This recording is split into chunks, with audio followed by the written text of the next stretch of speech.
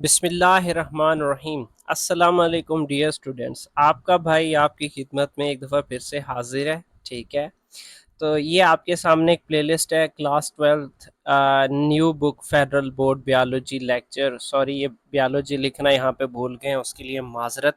ये भी हम लिख देंगे।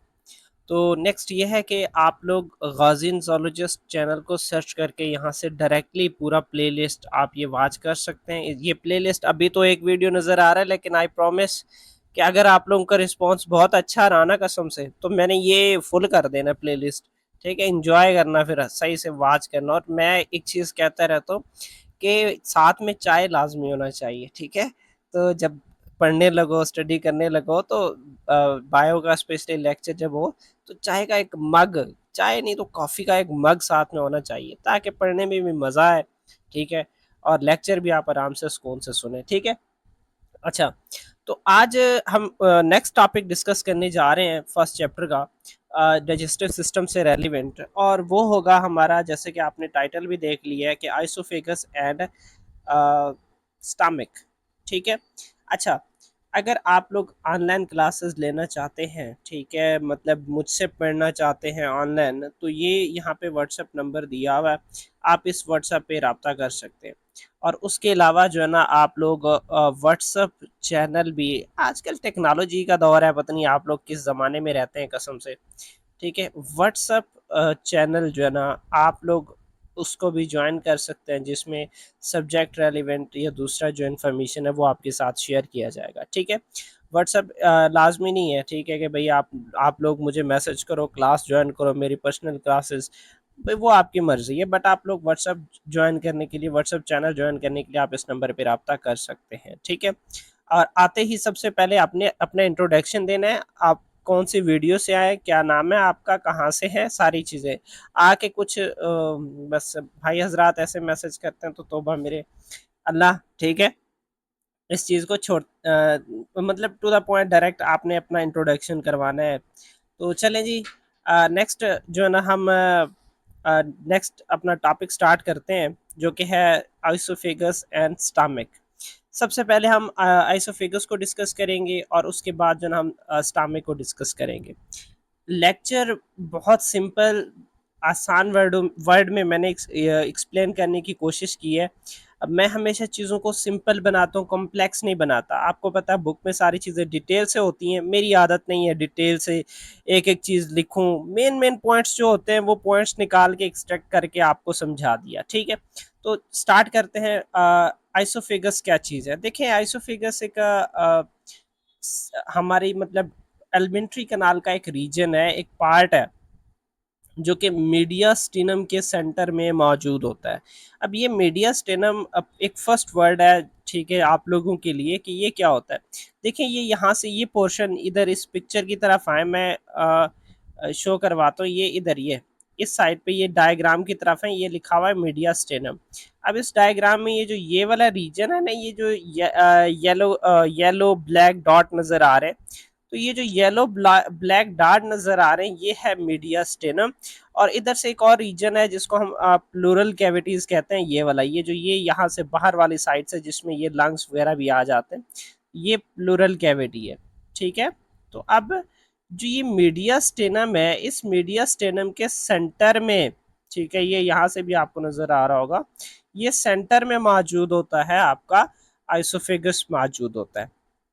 और ये ट्रैकिया के बिल्कुल पीछे है। ठीक है, ये मैं यहाँ पे एक दफ़ा इरेज करता हूँ। देखिए, ये ट्रैकिया, इस ट्रैकिया के पिछले साइड पे ये मौजूद है। ओके, इसके बैक साइड पे मौजूद है, और वर्टिब्रल कॉलम के बिल्कुल आगे मौजूद होता है, और इसकी जो लेंथ है वो 25 सेंटीमीटर है। आई होप ये बात क्लियर है। ये मीडियास्टिनम के सेंटर में मौजूद होता है, ट्रैकिया के पीछे मौजूद होता है, वर्टिब्रल कॉलम के आगे मौजूद होता है, और इसकी जो लेंथ है वो 25 सेंटीमीटर है।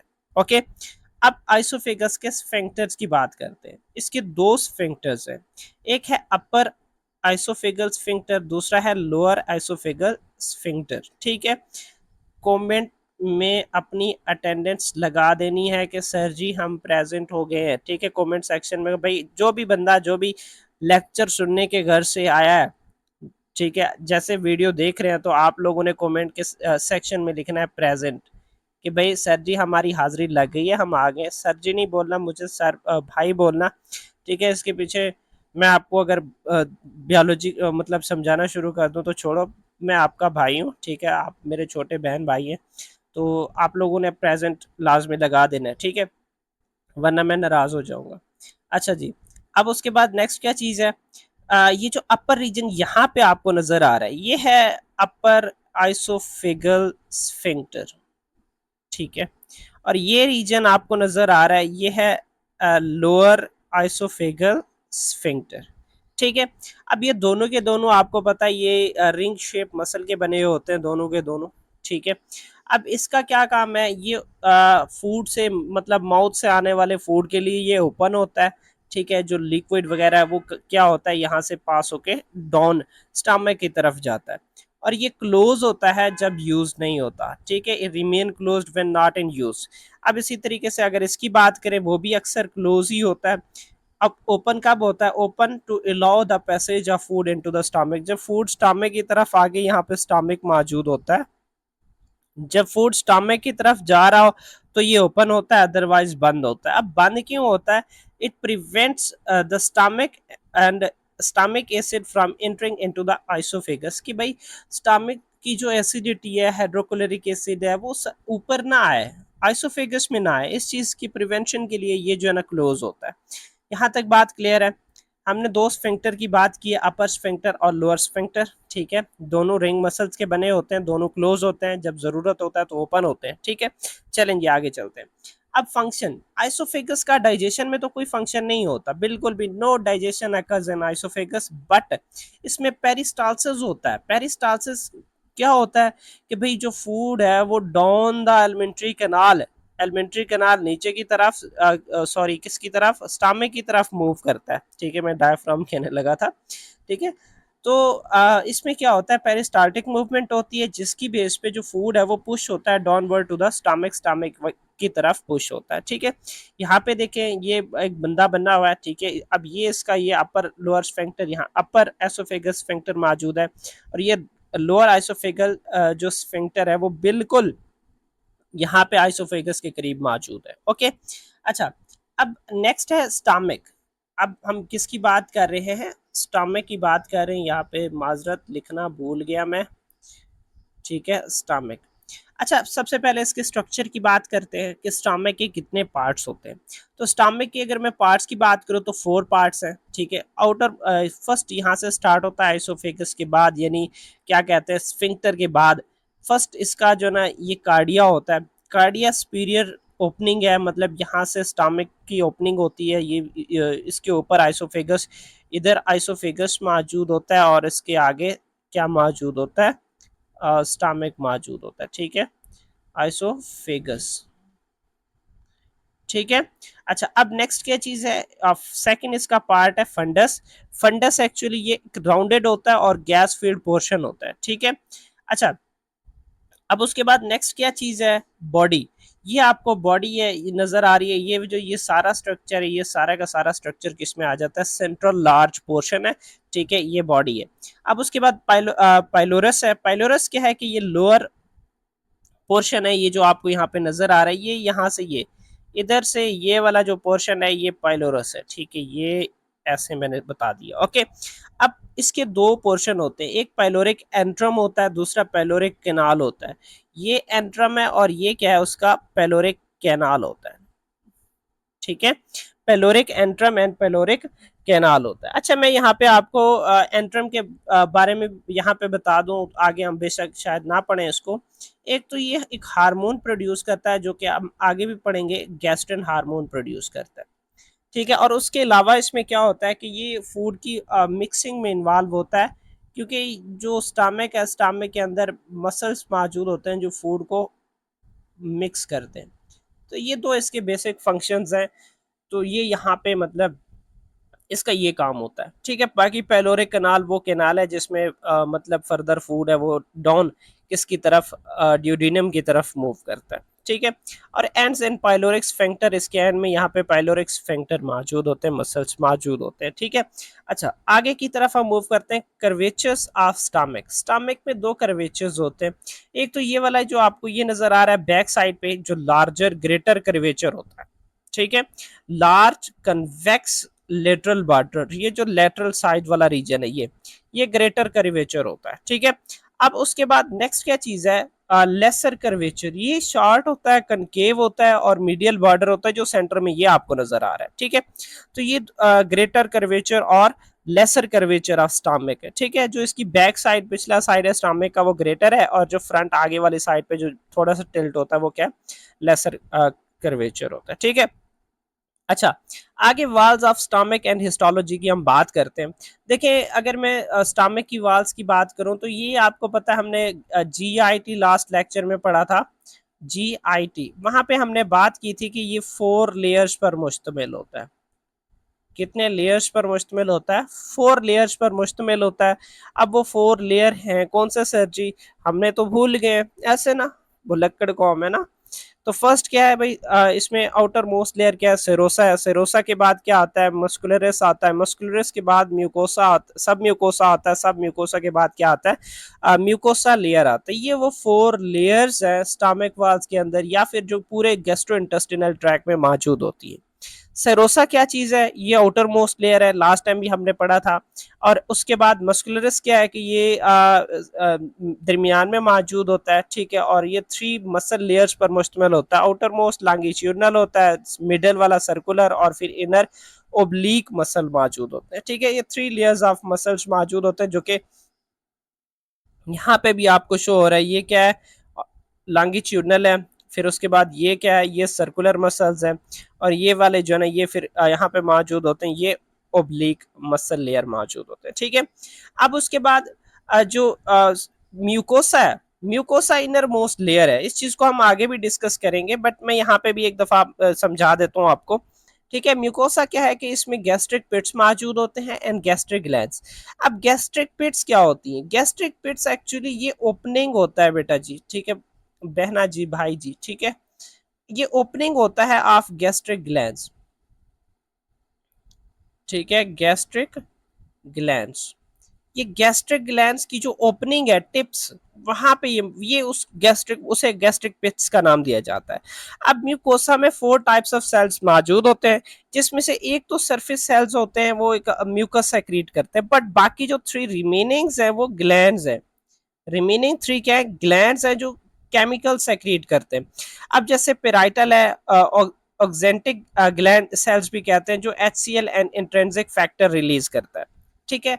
इंट्रिंसिक फैक्टर एक्चुअली ये ग्लाइकोप्रोटीन्स होती हैं, जिनका काम क्या होता है कि विटामिन बी के साथ ये कंबाइन होते हैं और उनकी एब्जॉर्प्शन में इन्वॉल्व होते हैं, ठीक है। आगे भी हम इस चीज को डिस्कस करेंगे।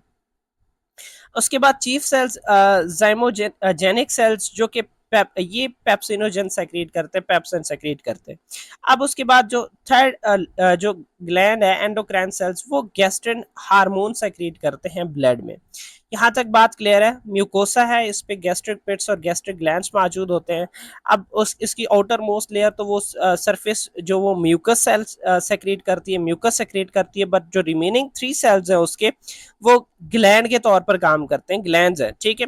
अब वो क्या करते हैं? Different secretion, different hormone secret करते हैं, जो कि आप लोगों ने अपने रजिस्टर पे लिख भी लिए, मुझे भूल गया भाई। पढ़ते वक्त आपके पास रजिस्टर होना चाहिए, सारा कुछ लिखते जाओ वहां पे, ठीक है। आज के बाद मैंने फिर सख्ती करनी है, मैं कहूँगा भाई ये जो पिक्चर्स आप लोगों ने जो लिखा है वो फिर मुझे व्हाट्सएप पे इनके इमेजेस भेजो। आज के बाद मैंने फिर ऐसा भी करना है, अगर आप लोगों ने मुझे अच्छा सा रिस्पॉन्स दिया, आप लोगों ने अच्छे से समझा, तो इंशाल्लाह मैं इस चीज़ को आगे कैरी करूँगा।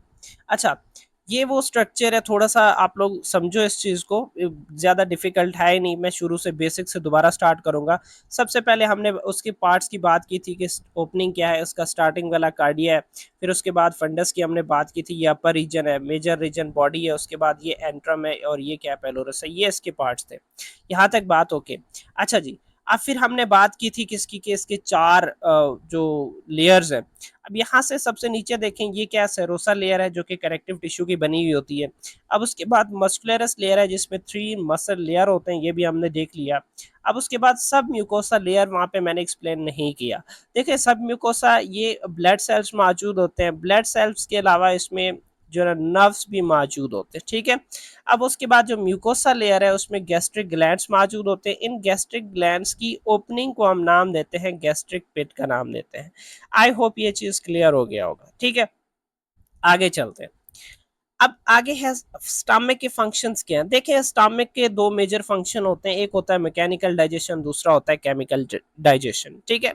अब मैकेनिकल डाइजेशन में होता क्या है कि भाई वो जो हमने स्मूथ मसल्स की बात की थी कि इसमें 3 लेयर्स ऑफ मसल्स मौजूद होते हैं जो कि वो इसकी मिक्सिंग वेव्स जनरेट करते हैं। मिक्सिंग वेव्स का क्या काम होगा कि भाई ये फूड को मिक्स करेंगे। सिंपल सी बात है सर, ये तो छोटी सी बात है, इसमें कोई लॉजिक रीजन है ही नहीं ऐसे। अब उसके बाद नेक्स्ट क्या काम है कि ये 3 मसल लेयर्स चर्निंग यानी फूड का मिक्स उस मिक्सिंग में इन्वॉल्व होंगे। अब उसके बाद it converts the food and gastric juice into chyme. देखिए जैसे आप लोगों ने पढ़ा था फूड जो गट है वहां से वो बोलस बना था, बोलस के बाद ये क्या बनेगा, काइम बनेगा, ठीक है। अब काइम बन गया, स्टमक में आके काइम बन गया। काइम के बाद ये फिर बनेगा काइल बनेगा जो कि हम बढ़ेंगे ये स्मॉल इंटेस्टाइन। जब फूड स्मॉल इंटेस्टाइन में को छोड़ता है मतलब स्मॉल इंटेस्टाइन में पहुंचता है तो वो काइल बन जाता है। अब उसके बाद जो वो जब स्टमक को लीव करता है तो वो काइम बन जाता है, ठीक है। इसी तरीके से जब वो माउथ यानी थ्रोट को छोड़ता है तो वो बोलस बन जाता है, ठीक है। तो ये फूड है जो डिफरेंट स्ट्रक्चर्स में उसकी मतलब ब्रेक डाउन होती है और डिफरेंट प्रोडक्ट बनते जाते हैं, ठीक है। अच्छा जी, अब केमिकल डाइजेशन की बात करते हैं। केमिकल डाइजेशन में क्या होता है कि डिफरेंट सेक्रेशन सेक्रीट होते हैं जो फूड की डाइजेशन में इन्वॉल्व होते हैं, कुछ प्रोटेक्टिव भी हैं लाइक म्यूकस। अब म्यूकस का क्या काम है कि ये स्टमक सेल्स को प्रोटेक्ट करता है, ठीक है।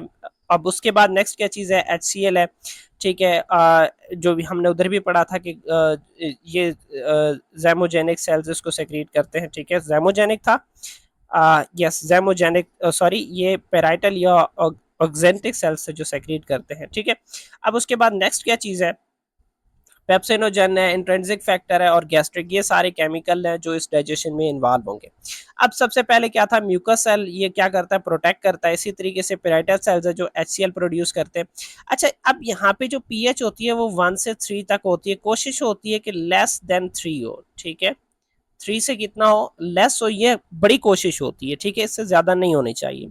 अब चीफ सेल्स हैं जो कि इनएक्टिव पेप्सन सेक्रीट करते हैं, जो कि बाद में पेप्सन इज कन्वर्टेड इनटू मतलब sorry pepsinogen is in converted into HCl, ठीक है। मैंने क्या बात की है इसमें कि chief cells by pepsinogen secrete करते हैं जो इनएक्टिव फॉर्म में होते हैं, और इनको एक्टिव फॉर्म पेप्सन में कौन कन्वर्ट करता है, HCl कन्वर्ट करता है, ठीक है। आगे मेरे ख्याल से नहीं है तो मैं इस चीज को यहाँ पे एक्सप्लेन कर देता हूँ। देखें जो HCl है इसके डिफरेंट काम होते हैं। एक तो ये स्लिवरी या माइलेज के एक्शन को रोकता है, मुझे याद है आप लोगों ने 9th क्लास में पढ़ा होगा, ठीक है। स्लिवरी अमाइलेज उसके एक्शन को स्टॉप करता है, उसके एक्शन को स्टॉप करता है, ये फर्स्ट इसका काम है, ये फर्स्ट इसका काम। सेकंड ये है कि ये बैक्टीरिया वगैरह को किल करता है, किल्स द बैक्टीरिया जर्म्स, ठीक है। बैक्टीरिया या फिर जर्म्स को किल करता है, ठीक है। अब थर्ड क्या है कि ये पेप्सिन को एक्टिव करता है, ठीक है। पेप्सिन को इनएक्टिव करता है, ठीक है। या फिर आप कहें कि पेप्सिन को एक इन्वायरमेंट प्रोवाइड करता है, एसिडिक इन्वायरमेंट प्रोवाइड करता है फॉर इट्स एक्शन, ठीक है। अच्छा जी, नेक्स्ट क्या चीज है, पेप्सिन एक्टिविटी। पेप्सिन एक्चुअली इसकी एक्टिविटी कब होती है, जब पीएच क्या हो, 3 हो या लेस देन 3 हो। अब इसका क्या काम होता है कि जो पॉलीपेप्टाइड प्रोटीन में मौजूद पेप्टाइड बॉन्ड्स हैं उनको स्मॉलर पेप्टाइड में कन्वर्ट करता है। मतलब एक प्रोटीन पॉलीपेप्टाइड होता है उसको पेप्टाइड में कन्वर्ट करता है, पेप्टाइड मॉलिक्यूल्स में छोटे छोटे, जिसमें 1 या 2 मॉलिक्यूल्स अमीनो एसिड मिलकर बने हुए होते हैं। मतलब ऐसा मॉलिक्यूल या जो 1 या 2 से अमीनो एसिड से, 2 अमीनो एसिड से मिलकर बना हो, सिंगल तो फिर सिंगल ही है ना, ठीक है। अच्छा अब नेक्स्ट है role of nervous system and gastrin, gastrin hormone, या फिर आप कह सकते हैं role of nervous system and chemical nervous chemical system की बात कर लें या एंडोक्राइन सिस्टम की बात कर लें, जिसमें मतलब हार्मोन की सेक्रीशन होती है, ठीक है। अच्छा अब होता ये है, सबसे पहले तो न्यूरल रेगुलेशन की बात हो रही है कि भाई न्यूरल रेगुलेशन क्या होता है। न्यूरल रेगुलेशन में ये होता है कि जो एसिटाइल कोलाइन है, एसिटाइल कोलाइन ये पैराइटल सेल्स और चीफ सेल्स को क्या करता है, स्टिमुलेट करता है, जो क्या सेक्रेट करते हैं, गैस्ट्रिन। अच्छा, अब डायरेक्ट मैंने बात की है एसिटाइल कोलाइन की, ये कैसे हो गया। अच्छा, इसके मैं पीछे थोड़ा लॉजिक रीजन की तरफ जाता हूँ। देखिए, स्टमक में सेक्रीट होता है गैस्ट्रिक जूस, गैस्ट्रिक जूस। अब उसकी जो अमाउंट होती है या क्वांटिटी होती है वो 2 से 3 लीटर डेली बेस पे होती है। ठीक है, 2 से 3 लीटर गैस्ट्रिक जूस होता है। अब डिफरेंट हार्मोन इसकी सेक्रेशन को रेगुलेट करते हैं। अब जैसे कि फर्स्ट हार्मोन में अगर बात करूं, वो गैस्ट्रिन होता है। गैस्ट्रिन एक हार्मोन होता है, ठीक है, गैस्ट्रिन। अब गैस्ट्रिन के बाद सेक्रीटन हार्मोन होता है, सेक्रीटन।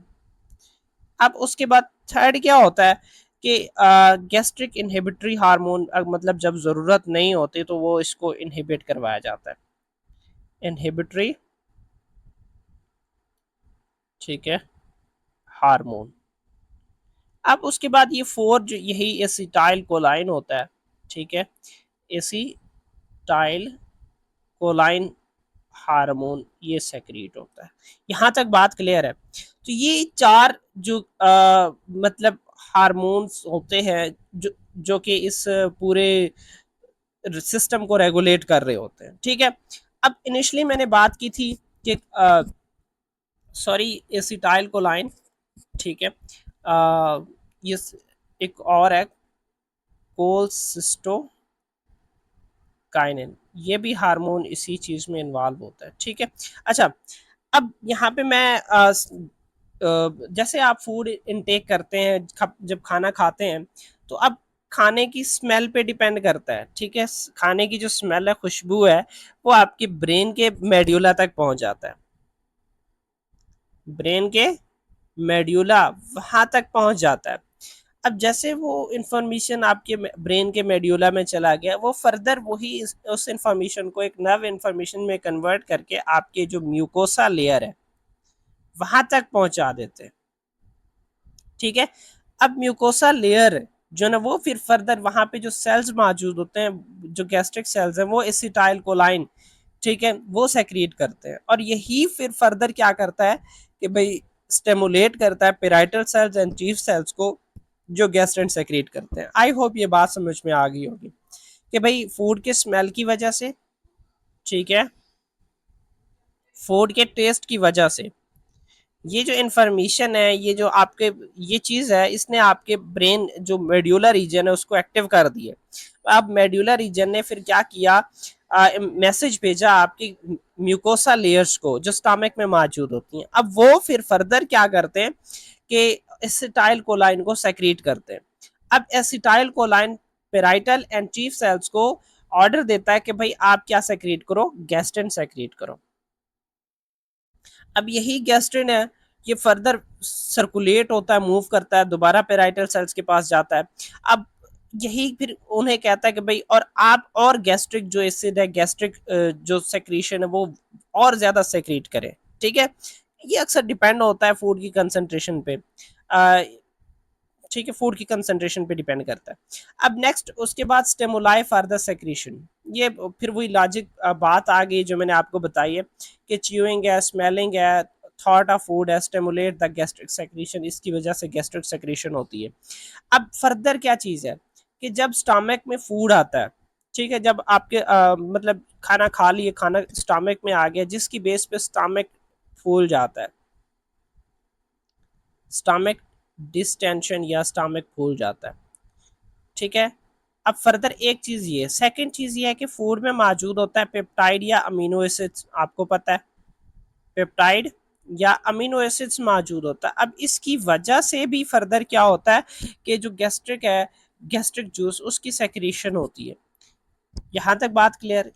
तो ये दो वेज है। फर्स्ट तो हमने बात की थी कि ये स्मेल या टेस्ट की वजह से कौन सा मैकेनिज्म एक्टिव होता है, और दूसरा हमने बात की है कि भाई जब फूड स्टमक में जाता है तो स्टमक में आ, उस स्टमक डिस्टेंशन होने की वजह से, या फिर अमीनो एसिड या पेप्टिन की मौजूदगी की वजह से भी क्या होता है गैस्ट्रिक जूस सेक्रेट होता है, 2 तरीके से होता है, ठीक है। अच्छा, अब आपको पता है स्टमक में पेरिस्टाल्टिक या पेरिस्टालसिस हो रहा होता है, वो पूरे डाउन द ग्रेविटी पूरे गैस्ट्रोइंटेस्टाइन में होती है, ठीक है। पूरे एलिमेंट्री कैनाल में क्या हो रही होती है, आपको पता है कि वो पेरिस्टाल्टिक मूवमेंट हो रही होती है। अच्छा, सॉरी, मैं इसका थोड़ा डायग्राम बना के आपको समझाता हूँ, ये लें, ठीक है। ये कुछ ऐसे, अब होता क्या है कि इस पूरे मसल्स में पेरिस्टाल्टिक मूवमेंट हो रही है, जिसमें मतलब मिक्सिंग, एक तो होते हैं मिक्सिंग वेव्स जो फूड को मिक्स कर रहे होते हैं, ठीक है। और दूसरा क्या होता है, ये पेरिस्टाल्टिक वेव्स होती हैं, ठीक है। पेरिस्टाल्टिक वेव्स होती हैं, ठीक है। अब पेरिस्टाल्टिक वेव्स का क्या काम होता है कि फूड को डाउन की तरफ पुश करना। वो फूड को कहाँ पुश करेंगे, इस साइड पे, जो कि क्या है यहाँ पे पाइलोरिक स्फिंक्टर है, पाइलोरिक स्फिंक्टर की तरफ पुश करेंगे, ठीक है। अब पाइलोरिक स्फिंक्टर क्या करेगा, उस काइम को कंट्रोल करेगा, ठीक है। वक्फे वक्फे से थोड़ा थोड़ा अमाउंट करके वो क्या करेगा, फर्दर ड्यूडिनम में भेजेगा, ठीक है। ड्यूडिनम में भेजेगा, जो कि स्मॉल इंटेस्टाइन का पोर्शन है, ओके। अब नेक्स्ट क्या चीज है, नेक्स्ट खत्म हो गया, यहाँ तक ही था, है खत्म भी हो गया, देखें। अच्छा, आई होप ये चीज़ आपको क्लियर हो गया होगा, ठीक है। अगर नहीं समझ आई तो इस वीडियो को दोबारा वॉच करें, आई होप आप लोगों को समझ आ जाएगा। फर्दर ये है कि मैंने आपको जैसे कहा था कि आप लोग व्हाट्सएप पे रब्ता मुझसे कर सकते हैं, ठीक है। व्हाट्सएप पे आप लोग मुझसे रब्ता कर सकते हैं, लाजमी कीजिएगा, मैं आपको व्हाट्सएप जो चैनल है उसमें ऐड कर दूंगा, ठीक है। अगर आप लोगों ने ऑनलाइन क्लासेस लेनी है तो वो लाजमी लेनी है, ठीक है। अगर आपका दिल करता है, माजरत, ठीक है, लाजमी नहीं, अगर आपका दिल करता है, आप सेटिस्फाई हैं तो। अब उसके बाद नेक्स्ट क्या चीज़ है, अच्छा, ऑनलाइन क्लासेस की जो फीस है वो 1000 रुपये एक सब्जेक्ट का है, ठीक है। अब उसके बाद नेक्स्ट थर्ड क्या है कि आपने कमेंट सेक्शन में भाई प्रेजेंट लाजमी लगाना है कि सर जी हम आ गए हैं। देखो, सिंपल सी बात है कि आप लोग कमेंट करेंगे तो हमें थोड़ा सा पता चलेगा कि चलें यार बच्चे सीरियस हैं, फर्दर वीडियोस बनाई जाए, ठीक है। तो ये 3 चीज़ें आप लोगों ने लाजमी करनी है। इंशाल्लाह मिलते हैं नेक्स्ट वीडियो में, तब तक इजाज़त चाहता हूँ, ओके, अल्लाह हाफिज़।